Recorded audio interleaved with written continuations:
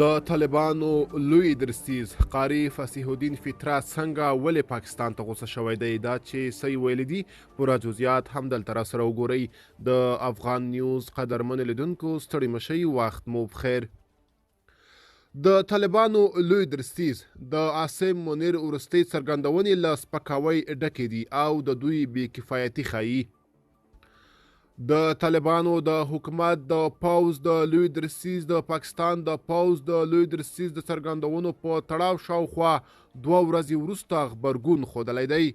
د طالبانو د دفاع وزارت لوی درستیز فصیح الدین فطرت د افغانستان په اړه د پاکستان د پوځ د لوی درستیز جنرال عاصم منیر وروستۍ څرګندونې له سپکاوۍ ډکې او د پاکستاني چارواکو بې غوري بللې. د طالبانو د دفاع وزارت پرون په ایکس شبکې پخواني ټویټر کې د ښاغلي فطرت له قوله لیکلي چې پاکستاني چارواکي د خپلو اتباعو د امنیت په تامین کې پاتې راغلي او د خپلې ناکامۍ پړه پر طالبانو اچوي.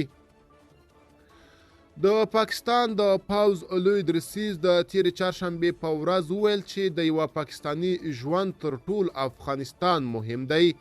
د طالبانو لوی درستیز وایي د غیر مسؤلانه نظرونو څرګندول نه یوازې دا چې ستونزه نه حلوي بلکې دا د دواړو ګاونډیو هیوادونو ښې اړیکې زیانمنوي. ملګرو، دا به زموږ چمتو شوی ویډیو. که تاسو هم د دې ویډیو په اړه کوم نظر لرئ په کومنټ کې راسره شریک کړئ. تر بیا ښه وخت او ښې چارې.